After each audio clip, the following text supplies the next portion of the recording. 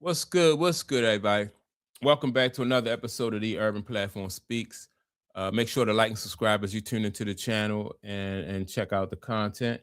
And with that being said, man, I'm going to respond to an episode of, I think it was First Take. Oh no, I'm sorry, Get Up, where they were speaking on like the status of Lamar Jackson with the Baltimore Ravens, right? And like as long as a player is winning and as long as a player can help a team out, then that's the extent of the loyalty that you get from any team that you're playing for. And I think a lot of times players like Lamar Jackson, what's the guy named Derrick Henry, they kind of feel slighted when as soon as they something go wrong or they don't have the type of game or the success that they used to. It seems like the team is like trying to penalize them for that, and they don't get any loyalty. Like they feel like they have a little bit more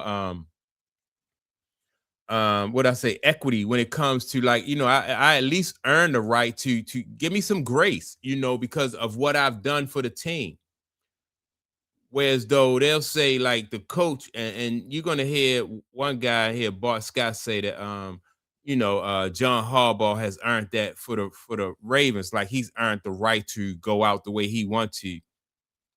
Which, in my opinion, I think that before Lamar got there, John Harbaugh was on a high seat, and Lamar Jackson has extended John Harbaugh's career, right? And so if there's a rift there, and if John Harbaugh is trying to help to put out a bad message about Lamar Jackson, that's just not a good look.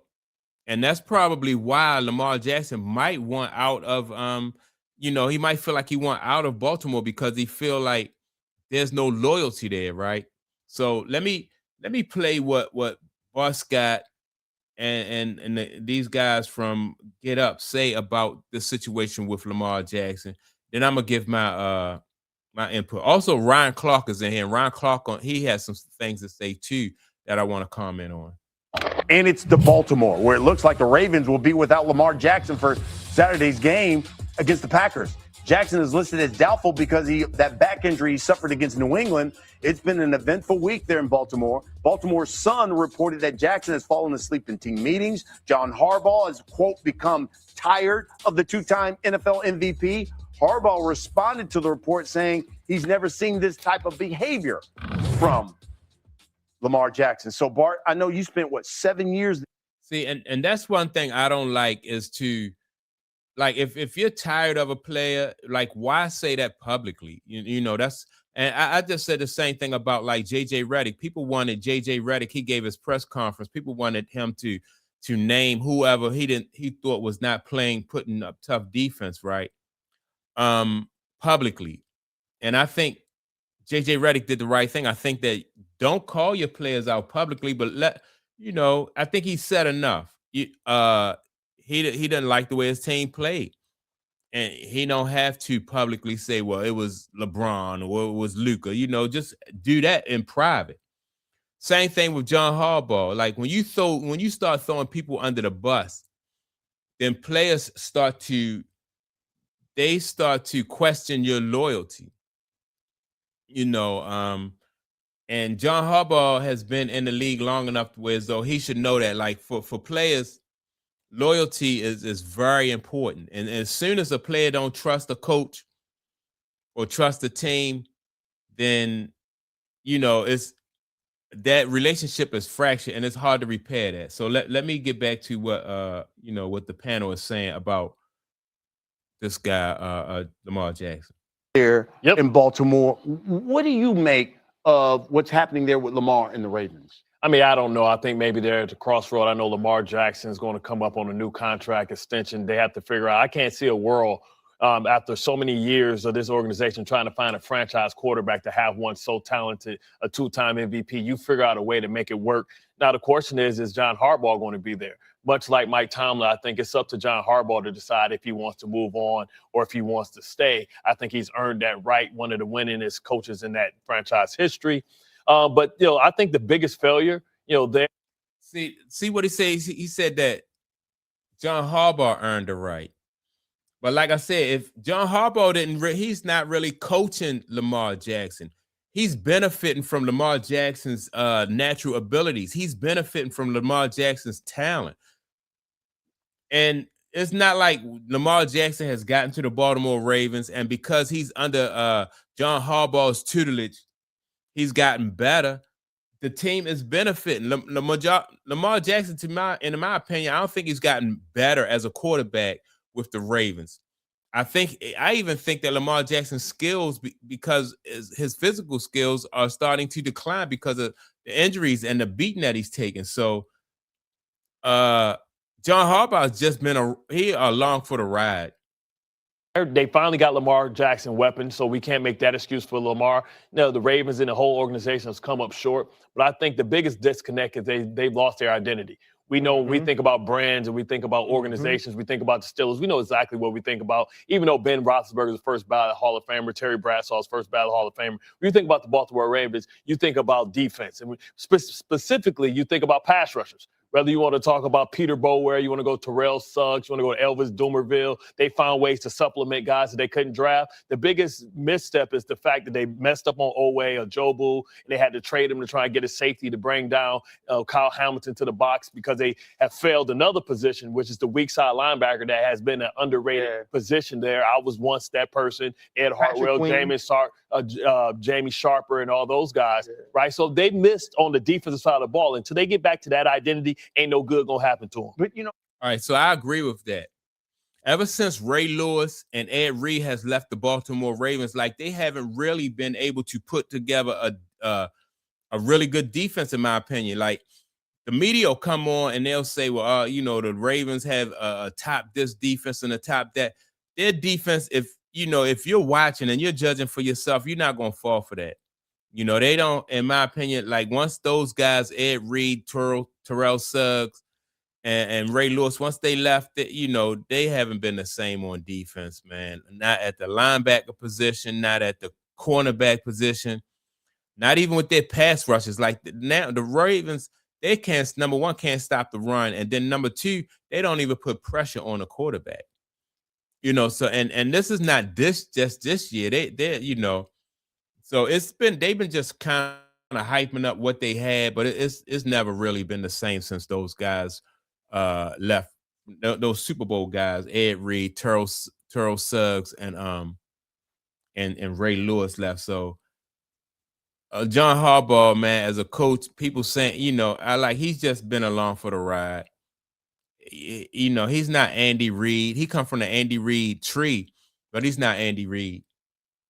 It's one thing, RC, that's funny, that have that kind of article, but an article about your franchise quarterback, and then you see that it's the coach, star quarterback type thing. Give me the first thing is this, and this is the outside looking in. No person has been more supportive of Lamar Jackson than John Harbaugh. And to talk about all right, so that's Ryan Clark. He said nobody has been more supportive of Lamar Jackson than Harbaugh. Why do you think he was supportive? And now he was supportive at first when everything was going right. Of course he was going to support him. Like, what else is he going to do? He's going to support him because he along for the ride. He benefited. He got 8 extra years added to his football coaching career because of Lamar Jackson. Now, Lamar Jackson, some people might think he's on a decline or he's not playing up to what. Now, all of a sudden, all these articles are coming out about Lamar sleeping in practice. Lamar, people being disappointed with Lamar, right? So, don't give him credit for doing what he's supposed to do. Of course, you're supposed to support. It's easy to support your star ball player when they on top of the world and they winning MVPs. What you going to do? That's just like in Cleveland, right? You got the coach not really all that supportive of the kid. What's his name? Shedeur Sanders. But let Shedeur Sanders take off and have the type of a season like what Lamar Jackson had. Stefanski will be Shedeur's biggest fan. he don't have any choice but to be Shador's biggest fan, because you look like a fool and a hater if you're not. So don't give him credit for something, for doing what you're supposed to do. To say that there's a rift in that relationship is extremely odd to me. He's been very supportive publicly, and anytime you can hear John Harbaugh on a hot mic, there's no person that has championed Lamar Jackson in the way that he has. And so to say that there's a rift between those two would come as a surprise to me. But this also feels like I can't wait till they start losing article. Right? When you start to hear these things about a quarterback, whether they're true or not, whether he's falling asleep in meetings or he's not doing certain things, this is something that Mike Preston of the Baltimore Sun has held. We know right? it well. Yeah, he had this, and he couldn't wait for an opportunity where Lamar Jackson wasn't playing at an MVP level or Lamar Jackson wasn't healthy. Because let's think about who this organization has been since he was implemented at the quarterback in his rookie season that took over for Joe Flacco, who had won a Super Bowl. They've always been in contention for a championship, always been in contention for the AFC North. All right, so Ron Clark saying that Mike Preston from the Baltimore Sun waited until the Raven, to Lamar Jackson to fall off, and then he want to put out this information, right? But if I'm Mike Preston and I know that Lamar Jackson is falling asleep at meetings, he's not participating at the OTAs and stuff like that, which that information has came out, and people it's already been out, but people talking about how Lamar didn't show up for OTAs and stuff like that, right? You still can to talk about it, because in the long run, like if you falling asleep at practice and you're not participating in OTAs and you're not putting that kind of work in, then that you as Lamar Jackson, you're not going to be able to catch up with or compete against Patrick Mahomes.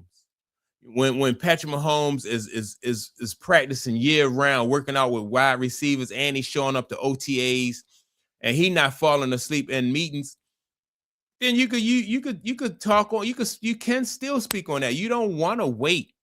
Now it's too late. Everybody already knew that. We know that if you don't put that work in, you don't put that effort in, then you're not going to get the result. You can't be a part-time football player and compete with somebody who's full-time or time and a half. You just not going to get those results. I don't care how physically talented you are. So if Lamar Jackson hasn't been putting in the kind of effort that the kid in Kansas City or the quarterback from the Buffalo Bills, he's not going to be able to, of course he's not going to beat those guys. And if Mike Preston, and I know that, I'm not going to sit on that information and wait, I'm going to let people know, but the Ravens not going to be able to compete with them because Lamar is not as committed as I keep forgetting the quarterback name in Buffalo, but he's not committed as the other great quarterbacks around the league. And people will respect his honesty and his foresight, right? So, like I said, I don't know. Now the Ravens did beat Green Bay, Saturday, so that was good. And I'm just thinking that, man, I don't know, man. The Ravens, they ran Derrick Henry. He had an outstanding game. They ran him like he over 200 yards. They ran him like they were supposed to against the New England Patriots. And now, to me, it just looked like the games was rigged. How come one game this guy getting the ball a ton of times, and in the game when they they was winning, they took the ball out of Derrick Henry's hand, man. So I don't know what's going on with that, but yeah, man, I think with these football players, man, they know that these coaches, John Harbaugh and some of these coaches, man, don't have no loyalty. It's about what have you done for me lately. Of course, you're going to back somebody who winning the MVP. How you going, So that's my take on the situation, man. Y'all make sure to like and subscribe to the channel. Also, don't forget to leave a comment. And with that being said, I'll check you all out in the next video. Peace.